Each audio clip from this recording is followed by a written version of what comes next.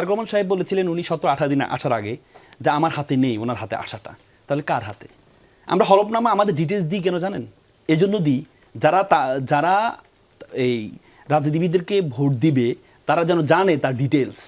তারেক রহমান সাহেব কিন্তু এখনো পর্যন্ত প্রকাশ করে নাই যে 17-18 দিন আগে যেটা ওনার হাতে ছিল না, 17-18 দিন পরে ওইটা কার হাতে, মানে কি ছিল এটা এখনো কিন্তু প্রকাশ করে নাই। তাহলে পরাজিত শক্তি তো জানে 5 আগস্টের আগে কাকে নিষিদ্ধ করেছে, তারা জানে এই যে আন্দোলনের পিছনে কারা ছিল, এই জন্য তাদেরকে নিষিদ্ধ করেছে।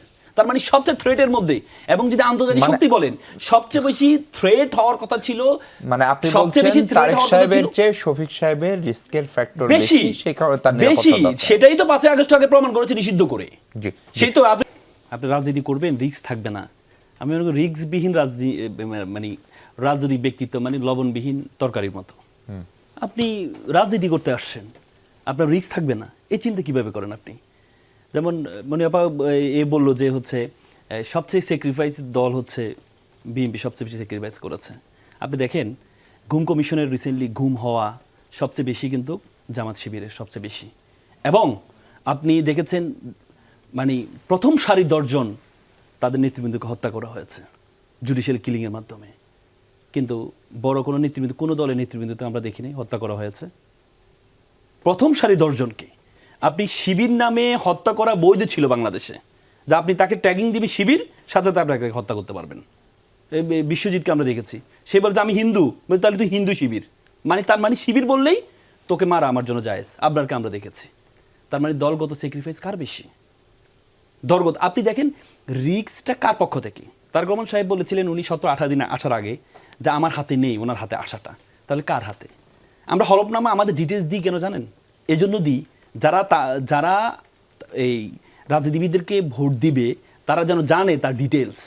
তারেক রহমান সাহেব কিন্তু এখনো পর্যন্ত প্রকাশ করে নাই যে 17-18 দিন আগে যেটা ওনার হাতে ছিল না, 17-18 দিন পরে ওইটা কার হাতে, মানে কি ছিল এটা এখনো কিন্তু প্রকাশ করে নাই। আপকামিং প্রধানমন্ত্রী না, ধরেন আপনি যদি জামাতের আমিনের নিরাপত্তার যে কথা সৈয়দ আব্দুল্লাহ মাহমুদ তাহের বলছেন সমান নিরাপত্তা, সেটা কেন জরুরি? ওনার জন্য কারা থ্রেট? না, আমি তো মনে করি রাজনীতিবিদদের রিস্ক থাকবে, নিরাপত্তা কেন চাইতে হবে? রাজনীতির নিরাপত্তা চাইতে হলে তাহলে শরীফ ওসমান হাদি নিরাপত্তা হবে আমরা পাইনি কেন? প্রত্যেককে দিতে হবে, কারণ ব্যতিক্রম মানুষ। আমি মনে করি যে আপনি দেখেন সাহসী হলে কারো হায়াত আপনার কমে না, বা আপনি ভীতু হলে আপনার হায়াত বাড়ে না। রাজনীতি যখন করতে আসবেন তখন আপনাকে মাথা রাখতে হবে রিস্ক আপনার থাকবে। তার মানে জামাতের আমিরের দরকার নেই, কিন্তু যখন তারেক রহমান সাহেবকে নিরাপত্তা দিতে গিয়ে প্রধানমন্ত্রী পর্যায়ে নিয়ে গিয়েছে, তখনই বিপরীত পক্ষে যারা আছে, কারণ আমরা তো হচ্ছে হুজুগে বাঙালি। যখন একদিকে সবাই সব যাওয়া শুরু করে, যেমন এনএসআই প্রধান গিয়ে দেখা করে আসে, ব্যবসায়ী গিয়ে দেখা করছেন, মানে কি যখন দেখছেন যে প্রধান উপদেষ্টা তাকে নিরাপত্তা দিচ্ছেন, 1500 প্রায় 2000 সেনাবাহিনী তাকে দড়ি টাঙ্গিয়ে তাকে নিয়ে যাচ্ছেন, তার মানে কি দাঁড়াচ্ছে?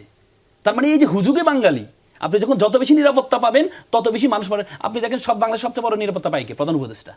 এরপরে যখন দেখে যে এরপরে সবচেয়ে বেশি নিরাপত্তা পাচ্ছে তারেক রহমান, তার মানে he is going to be a prime minister. এই যে চিন্তার কারণে যে সমাজে একটা বৈষম্য তৈরি হচ্ছে। প্রধান উপদেষ্টা তো স্পেশাল সিকিউরিটি ফোর্স পান, বা প্রেসিডেন্ট ধরেন প্রেসিডেন্ট গার্ড রেজিমেন্ট পান, তারেক রহমান তো সেরকম নিরাপত্তা পান নাই। কিন্তু আপনি কি দেখেছেন? আপনি আইন শৃঙ্খলা বাহিনী হচ্ছে ওনাকে নিরাপত্তা দিবে, কিন্তু যখন সেনাবাহিনী সহ দড়ি টাঙ্গিয়ে যখন এভাবে নিরাপত্তা দেওয়া শুরু করে, দাঁড়িয়ে হাঁটতে থাকে, তখন আপনাকে কি দাঁড়ায়? আপনি বলেন, আপনি আমাকে বলেন রিস্ক কার পক্ষ থেকে আসে? আমাদের জন্য থ্রেট কারা? এবার জুলাই অভ্যুত্থানে যারা নেতৃত্ব দিচ্ছে তাদের জন্য থ্রেট কারা?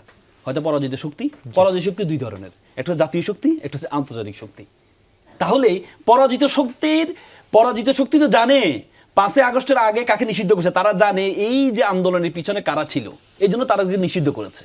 তার মানে সবচেয়ে থ্রেটের মধ্যে, এবং যদি আন্তর্জাতিক শক্তি বলেন সবচেয়ে বেশি থ্রেট হওয়ার কথা ছিল, মানে আপনি বলছেন তারেক সাহেবের চেয়ে শফিক সাহেবের রিস্কের ফ্যাক্টর বেশি, সেই কারণে তার নিরাপত্তা দরকার। সেটাই তো 5 আগস্ট আগে প্রমাণ করেছে নিষিদ্ধ করে।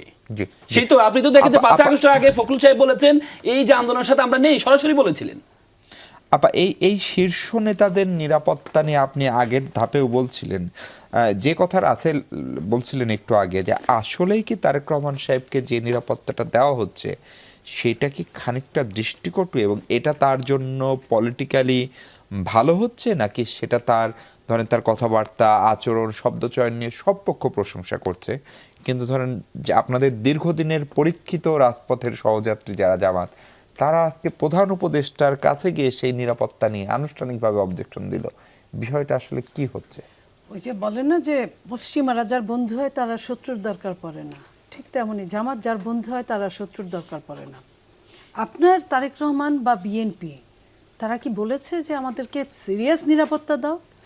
তারেক রহমান সাহেব যেখান দিয়ে হেঁটে যান, যেখানে বের হন, সেখানে এমনিই হাজারো হাজারো জনতা হয়ে যায়। সেখানে তার রিস্ক আছে, গোয়েন্দা সংস্থার কাছে এই রিপোর্ট আছে বলেই তাকে কিন্তু এসএসএফ দেয় নাই, আপনি নিজেই বললেন। সে চায়ও নাই এবং এইটুকুও উনি চান নাই। আজকে যারা দিচ্ছেন এটাও আমাদের আরেক ধরনের ভয় কাজ করছে। আমরা নিজেরাও চাই না অতিরিক্ত তেল মর্দন, এবং মানে তারেক রহমান সাহেব নিজেও এটা পছন্দ করেন না যে কেউ অতিরিক্ত তেল দিক। আপনারা দেখেছেন অনেকেই সালাম করতে গিয়েছে, উনি মাইন্ড করেছে। অনেকে অতিরিক্ত কথা বলতে গিয়েছেন, উনি মাইন্ড করেছেন। অনেকে না ডাকলেও গিয়ে সামনে দাঁড়িয়ে আছেন, উনি মাইন্ড করেছেন। অনেকের যেখানে যে প্রোগ্রামে যাওয়ার কথা না সেখানে গিয়েছেন, উনি মাইন্ড করেছেন। তো এই জায়গাটায় কেউ যদি অতিরিক্ত করে সেখানে তো আমাদের কিছু বলার নেই। আমরা তো উল্টা সন্দেহ করছি যে এই ধরনের কাজ করানোর জন্যই কেউ, সরকার না, সরকারের সাথে যারা ছত্রছায়া সরকারের চেয়ে বেশি রুল প্লে করছে তারাও অনেক ক্ষেত্রে দায়ী। তারাও এরকম চেয়ে নির্বাচনটাকে অন্য খাতে প্রবাহিত করার জন্য এই কাজগুলো করছে। মানে এর মধ্যে চক্রান্ত বা ষড়যন্ত্র দেখেন আপনি? অবশ্যই আমরা ষড়যন্ত্র চক্রান্ত দেখি, কারণ আমি অনেক দিনই তো, বয়স তো একদম কম হয় নাই, অনেক দিনই দেখেছি, অনেকগুলো সরকার দেখেছি। বিএনপিরও বেশ 91 থেকে বুদ্ধি নিয়েই আমি সরকার দেখেছি।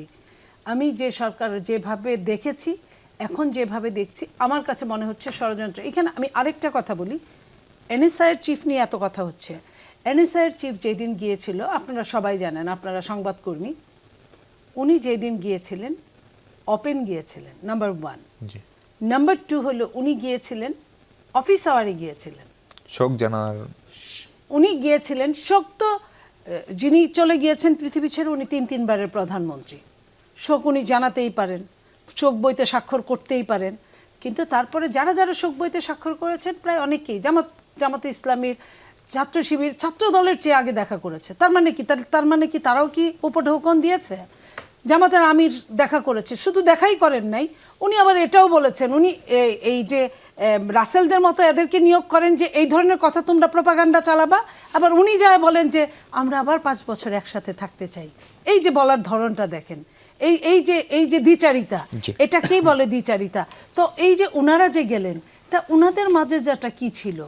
আর আমি যদি বলি যে এটাকে যদি আমি অন্য খাতে চিন্তা করি, যে অফিস আওয়ারে যখন একজন সর্বোচ্চ পদের অফিসার যান, সে তো অন্য কোনো মাইনাস চিন্তা নিয়েও যেতে পারেন, মাইনাস চিন্তা নেই। কারণ ষড়যন্ত্র কিন্তু এখনো ডালপালা ছড়ছে, আগের চেয়ে বেশি, আরো বেশি। কারণ যদি তাই না ছড়তো, তাহলে এনসিপি যে কিংস পার্টি নামে খ্যাত, এখনো প্রধান উপদেষ্টা বলেন সবকিছু বাদ দিয়ে অনিরপেক্ষভাবে বলেন যে ইয়াংদের, তরুণদের মধ্যে অনেকেই সংসদ সদস্য আগামী নির্বাচনে হবে। সেই জায়গায় আমি শেষ করি নাই, সেই জায়গায় এই যে এই বলার এই এরা যদি এই কাজগুলো করতে পারে, ওইখানে কিন্তু কোনো সমস্যা হচ্ছে না। তাহলে এইখানে যখন তারেক রহমান একটা জনসভার মতো লোক নিয়ে হাঁটেন, তখন তো জামাত তো ওই একই অবস্থায় হাঁটেন, তখন জামাতের কি পুলিশ পাহারা দেয় না? তখন জামাতের গোয়েন্দা সংস্থা পাহারা দেয় না নেপথ্যে বা এমনি? তো সেই জায়গায় তারেক রহমান সাহেব যখন বের হন, এত লোক হয়, তখন তাকে সেভ করাও তো রাষ্ট্রের দায়িত্ব।